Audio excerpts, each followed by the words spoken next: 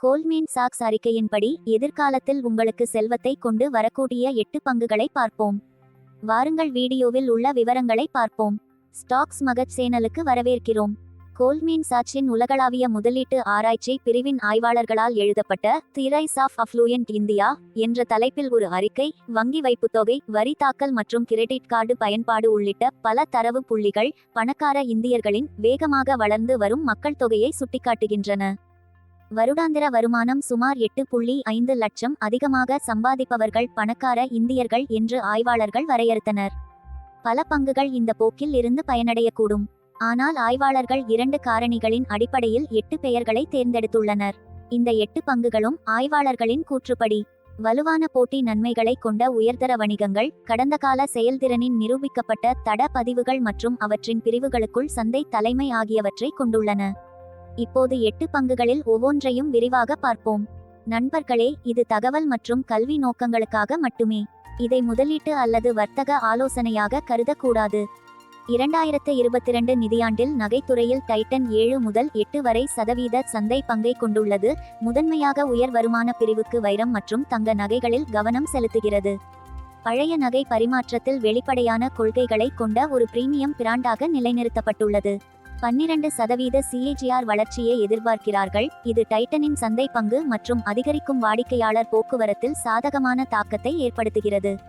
புதிய நகரங்களுக்குள் நுழைவதன் மூலமும், திருமண நகைகளில் பிராந்திய தனிப்பயனாக்கத்தை வலியுறுத்துவதன் மூலமும், சர்வதேச சந்தைகளுக்குள் நுழைவதன் மூலமும் இந்த பிராண்ட் மூலோபாய ரீதியாக விரிவடைந்து வருகிறது. கடை விரிவாக்கம் தானிஷ்கின் முக்கிய வளர்ச்சி உந்துசக்தியாக இருக்கும்.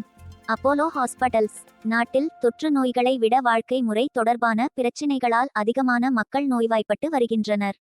அப்பல்லோ மருத்துவமனைகள் சுகாதார துறையில் முன்னணியில் உள்ளன. ஏனெனில் இது மிகவும் மேம்பட்ட மருத்துவ நடைமுறைகளை செய்கிறது. மேலும் இது வலுவான நற்பெயரையும் பல திறமையான மருத்துவர்களையும் கொண்டுள்ளது. மருத்துவமனைகள் வெற்றிகரமான சிகிச்சைகளின் நல்ல தட பதிவை கொண்டுள்ளன. 2023 நிதியாண்டில் அப்பல்லோ மருத்துவமனைகளின் பெரும்பாலான நோயாளிகள் 2 குடும்பங்களைச் சேர்ந்தவர்கள். 1. அதிக வருமானம் உள்ளவர்கள். 2. நேரடியாகவோ அல்லது சுகாதார காப்பீடு மூலமாகவோ விலையுயர்ந்த மருத்துவ கவனிப்பை பெற முடியும். குறிப்பாக சுகாதார காப்பீட்டின் முக்கியத்துவத்தை அதிகமான மக்கள் அறிந்திருப்பதால் அப்பல்லோ மருத்துவமனைகள் தொடர்ந்து சிறந்த தேர்வாக இருக்கும் என்று ஆய்வாளர்கள் கணித்துள்ளனர். ஃபீனிக்ஸ் மில்ஸ் 2023 முதல் 2027 வரை ஒவ்வொரு ஆண்டும் பீனிக்ஸ் மால்கள் 25 விழுக்காடு வளர்ச்சியடையும் என்று நிபுணர்கள் கருதுகின்றனர். அதிக செல்வந்தர்கள் அங்கு ஷாப்பிங் செய்வதிலிருந்தும், மால்களுக்குள் கடைகளை மேம்படுத்துவதிலிருந்தும், புதிய மால்களைச் சேர்ப்பதிலிருந்தும் இந்த வளர்ச்சி வரும். 2027க்கு பிறகு மால்கள் ஒவ்வொரு ஆண்டும் 10 முதல் 12 விழுக்காடு வரை வளர்ச்சியடையும் என்று அவர்கள் எதிர்பார்க்கிறார்கள். அத்தியாவசியமற்ற விஷயங்களுக்கு மக்கள் எவ்வளவு செலவிடுகிறார்கள் என்பதற்கு ஏற்ப. பீனிக்ஸ் மால்களில் மக்கள் வாங்குவதில் 90 விழுக்காடு அவர்களுக்கு உண்மையில் தேவையில்லாத பொருட்களின் பிரிவில் வருகிறது. இதுதான் செல்வந்தர்கள் வாங்க விரும்புகிறார்கள் என்றும் அறிக்கை கூறுகிறது. பீனிக்ஸின் தற்போதைய மால்கள் நல்ல லாபம் ஈட்டுவதால் வரிகளுக்கு பிறகு 15 விழுக்காடு அவர்களிடம் கடன் வாங்காமல் புதிய மால்களை கட்ட போதுமான பணம் உள்ளது. மற்ற மால்களுடன் ஒப்பிடும்போது அவர்கள் பணத்தை இழக்கும் ஆபத்து குறைவு. மேக் மை ட்ரிப் இந்திய பயண தொழில் 13% வளர்ச்சியடையும் என்று எதிர்பார்க்கப்படுகிறது. அதே காலகட்டத்தில் ஆன்லைன் வளர்ச்சி 15% CAGR இல் வேகமாக வளரும் என்று எதிர்பார்க்கப்படுகிறது. பயணத்திற்குள் சர்வதேச பயணம் மற்றும் நடுத்தர, உயர்நிலை ஹோட்டல்கள் போன்ற ஒப்பீட்டளவில் பிரீமியம் பிரிவுகள் வேகமாக வளர்ந்து வரும் பிரிவுகளாக இருக்கும் என்று ஆய்வாளர்கள் எதிர்பார்க்கிறார்கள். மேக் மை ட்ரிப் இந்தியாவின் மிகப்பெரிய ஆன்லைன் பயண தளமாகும். இது சுமார் 50% சந்தை பங்கை கொண்டுள்ளது. மேலும் ஆய்வாளர்கள் 20% FY24E27 வருவாய், 34% CAGR ஐ கணித்துள்ளனர். மேலும் மேக் மை ட்ரிப் ஐ இந்தியாவின் இரட்டை இலக்க வளர்ச்சியின் முக்கிய பயனாளியாக கருதுகின்றனர். சோமாட்டோ இந்தியாவில் மளிகை பொருட்கள் மற்றும் உணவு விநியோகத்திற்காக ஆன்லைனில் பொருட்களை வாங்குபவர்களின் எண்ணிக்கை ஒவ்வொரு மாதமும் சுமார் 25 முதல் 30 வரை மில்லியன் நாட்டில் உள்ள செல்வந்தர்களின் குழுவிலிருந்து வருகிறது என்று நிபுணர்கள் கருதுகின்றனர். மக்களின் வருமானம் அதிகரித்து வருவதால் இந்தியாவில் ஆன்லைன் உணவு விநியோகம் மற்றும் மளிகை சேவைகளை பயன்படுத்தும் நபர்களின் எண்ணிக்கை அதிகரிக்கும் என்றும் நிபுணர்கள் எதிர்பார்க்கிறார்கள். தேவ்யானி இன்டர்நேஷனல் அண்ட் சஃபாயா ஃபுட்ஸ் இவை இந்தியாவில் உள்ள KFC உணவகங்கள். மேலும் நாட்டில் KFC வளர நல்ல வாய்ப்பு இருப்பதாக நிபுணர்கள் கருதுகின்றனர். இந்தியாவில் துரித உணவு உணவகங்கள் KFC போன்றவை 2010 முதல் 2020 வரை ஒவ்வொரு ஆண்டும் சுமார் 25 விழுக்காடு வேகமாக வளர்ந்து வருகின்றன. இந்தியாவில் துரித உணவை விரும்பும் பெரும்பாலான மக்கள் நல்ல நிலையில் இருப்பதாக ஆய்வாளர்கள் கூறுகின்றனர்.